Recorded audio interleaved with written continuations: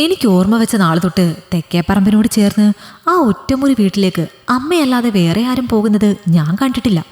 നാട്ടുകാരോ കുടുംബക്കാരോ എന്തിന്, ഒരു പട്ടിയോ പൂച്ചയോ പോലും ഇതുവരെ ആ പറമ്പിൽ കാലുകുത്തിയിട്ടുണ്ടാവില്ല. അല്ലെങ്കിലും കാമുകനെ സ്വന്തമാക്കാൻ വേണ്ടി സ്വന്തം അച്ഛനെയും അമ്മയെയും കൊലപ്പെടുത്തിയവളെ ആര് തിരിഞ്ഞു നോക്കാനാണ്? മൃഗങ്ങൾക്ക് പോലും വേണ്ടി വരില്ല, പിന്നെയല്ലേ മനുഷ്യർക്ക്. അതുകൊണ്ട് തന്നെയാണ് ആർക്കു വേണ്ടിയാണോ അതെല്ലാം ചെയ്തത് അയാളും അവളെ ഇട്ടേച്ചു പോയത്. പക്ഷെ അമ്മ മാത്രം എന്തുകൊണ്ടാണ് എപ്പോഴും ആ സ്ത്രീയെ കാണാൻ പോകുന്നത് എന്ന ചിന്ത കാലങ്ങളായി എന്നെ അലോസരപ്പെടുത്തിയിട്ടുണ്ട്. അതിൻ്റെ പേരിൽ എത്ര തവണയാണ് ഞാനും അച്ഛനും അമ്മയോടും വാക്കുതർക്കം ഉണ്ടാക്കിയത്. എന്നിട്ട് ഞങ്ങളെ എതിർത്ത് അമ്മ അവിടെ പോകുന്നത് പതിവാക്കി. ഞാൻ കോളേജിലേക്കും അച്ഛൻ ജോലിക്കും പോയാൽ ഉടനെ തന്നെ എല്ലാ ജോലിയും തീർത്ത് അമ്മ അങ്ങോട്ടോടും.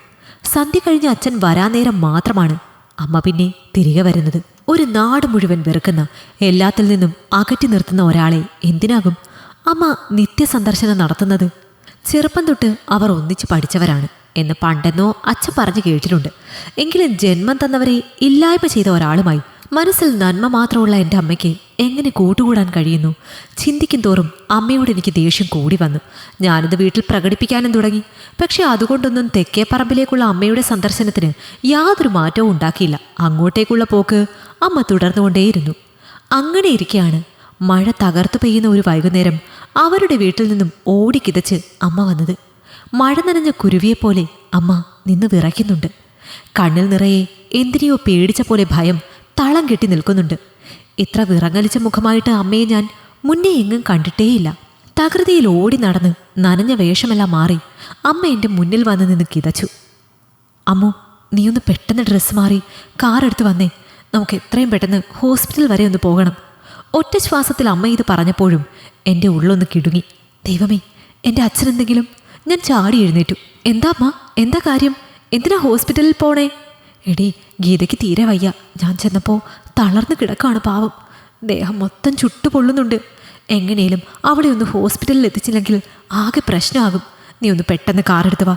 അപ്പോഴേക്കും ഞാൻ അവളെ താങ്ങിപ്പിടിച്ച് റോഡിലേക്ക് നിൽക്കാം. കിതച്ച് കിതച്ച് ഇത്രയും പറഞ്ഞൊപ്പിക്കാൻ അമ്മ പാടുപെട്ടിട്ടുണ്ട്. അത് കേട്ടപ്പോഴാണ് എൻ്റെ ശ്വാസം നേരെ വീണത്.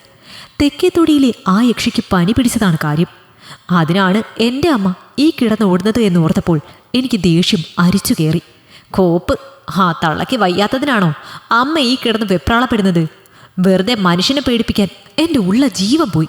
മനുഷ്യരായാൽ പനി വരുന്നതും പോകുന്നതുമൊക്കെ സ്വാഭാവികമാണ്. അതിന് അമ്മ ഇവിടെ കിടന്ന് ഇങ്ങനെ ഓവറാക്കണ്ട. അല്ല, പറഞ്ഞ പോലെ മനുഷ്യർക്കല്ലേ ഈ അസുഖം വരുന്നതൊക്കെ. യക്ഷികൾക്കും പനിയൊക്കെ വരുമോ? ഞാൻ പരിഹാസത്തോടെ അമ്മയെ നോക്കി. ചിലപ്പോൾ ആരുടെയും രക്തം കിട്ടാത്തത് കൊണ്ടുള്ള അസ്വസ്ഥതയാകും തള്ളയ്ക്ക്.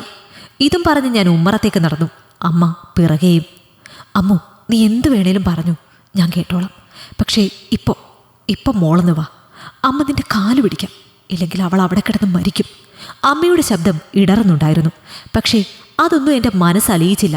ഇത്രയും നാൾ എന്നെയും അച്ഛനെയും എതിർത്ത് ആ തള്ളയ്ക്ക് കൂട്ടുപോകുന്നതിൻ്റെ പക എൻ്റെ മനസ്സിൽ എരിഞ്ഞു പൊങ്ങി. അമ്മ പറഞ്ഞതൊന്നും കേൾക്കാത്ത മട്ടിൽ ഞാൻ പുറത്തെ ഇരുട്ടിലേക്ക് നോക്കി മഴ ആസ്വദിച്ചിരുന്നു. അമ്മു, ഞാൻ നിന്നോടാ പറയുന്നത്, കേൾക്കുന്നില്ലേ നീ? അമ്മയുടെ ശബ്ദം കനത്തു. കേൾക്കാം അമ്മ, നല്ല പോലെ കേൾക്കാം. പക്ഷേ വെരി സോറി, ഞാൻ വരില്ല. അവിടെ കിടന്ന് ചാവുന്നെങ്കിൽ ചാവട്ടെ. ജന്മന ഒറ്റയ്ക്കല്ലായിരുന്നല്ലോ. സ്വന്തം സുഖത്തിന് വേണ്ടി അമ്മയെയും അച്ഛനെയും കൊന്നവളല്ലേ, അനുഭവിക്കട്ടെ. ചത്തു പഴുത്താൽ പോലും ഞാൻ തിരിഞ്ഞു നോക്കത്തില്ല.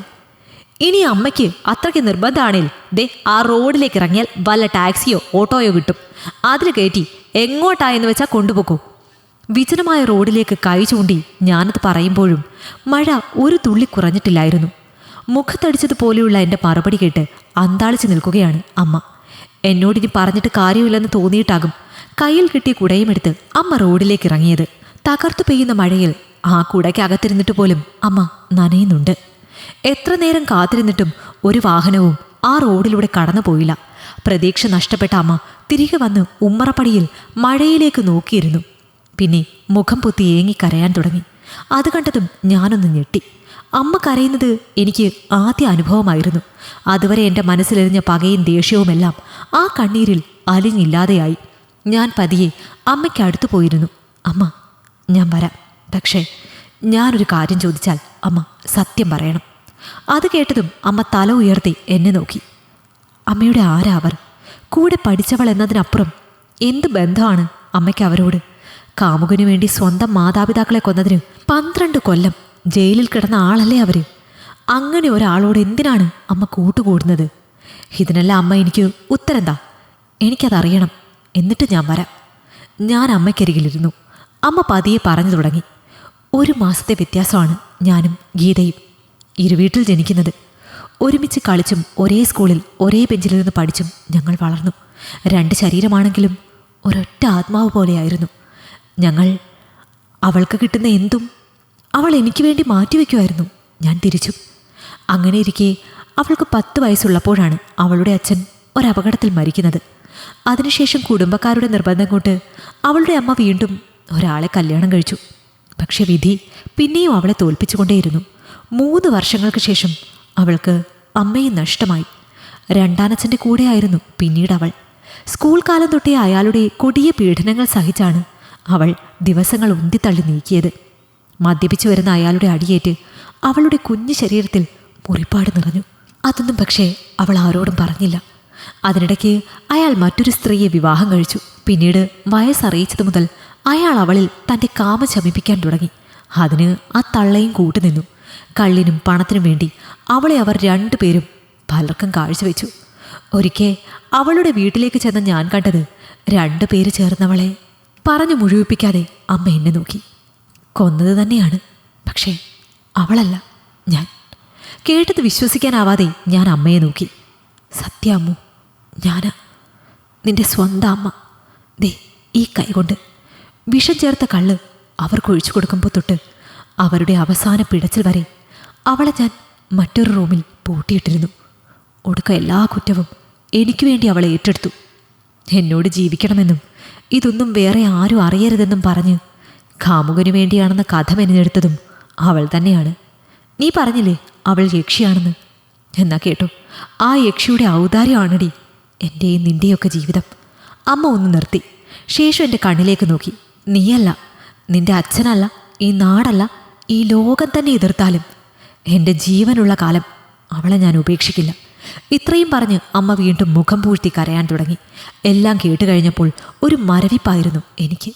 എന്ത് പറയണമെന്നോ ചെയ്യണമെന്നോ അറിയാതെ ഞാൻ തരിച്ചു. പെട്ടെന്ന് സ്വബോധം തിരിച്ചെടുത്ത ഞാൻ അമ്മയുടെ കൈ പിടിച്ച് തെക്കേത്തൊടിയിലെ ആ വീട്ടിലേക്ക് ഓടി. ഓട്ടത്തിനിടയിലും അമ്മ എന്നെ അന്താളിച്ച് നോക്കുന്നുണ്ട്.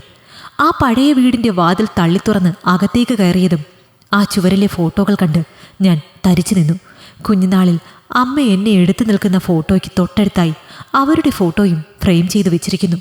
പെട്ടെന്നാണ് അകത്തുനിന്നും അമ്മയുടെ അലർച്ച കേൾക്കുന്നത്. പെട്ടെന്ന് തന്നെ അങ്ങോട്ടേക്ക് ഓടിയ ഞാൻ കാണുന്നത് നിശ്ചലമായ അവരുടെ ശരീരം കെട്ടിപ്പിടിച്ച് കരയുന്ന അമ്മയെയാണ്. അമ്മയെ ആശ്വസിപ്പിക്കണോ കൂടെ കരയണോ എനിക്ക് കഴിഞ്ഞില്ല. എനിക്കതിനുള്ള അർഹതയില്ല എന്ന് തോന്നി. ഞാൻ ചുവരിലെ ആ ഫോട്ടോയിലേക്ക് തന്നെ നോക്കി. ഞങ്ങളോട് ചേർന്നിരിക്കാൻ അവർ എത്രമേൽ കൊതിച്ചിട്ടുണ്ടാകുമെന്ന ചിന്ത എൻ്റെ കണ്ണ് നിറച്ചു. സോറി ചെറിയമ്മേ. എൻ്റെ ചുണ്ട് മന്ത്രിച്ചു. ആ ഫോട്ടോയിൽ അവരെപ്പോൾ നിറഞ്ഞു ചിരിക്കുന്നുണ്ടായിരുന്നു. ഈ കഥ നിങ്ങൾക്കിഷ്ടമായെങ്കിൽ ലൈക്ക് ചെയ്യൂ. നിങ്ങളുടെ അഭിപ്രായങ്ങൾ കമന്റായി രേഖപ്പെടുത്തൂ. കൂടുതൽ കഥകൾ കേൾക്കാൻ ഈ ചാനൽ സബ്സ്ക്രൈബ് ചെയ്യൂ.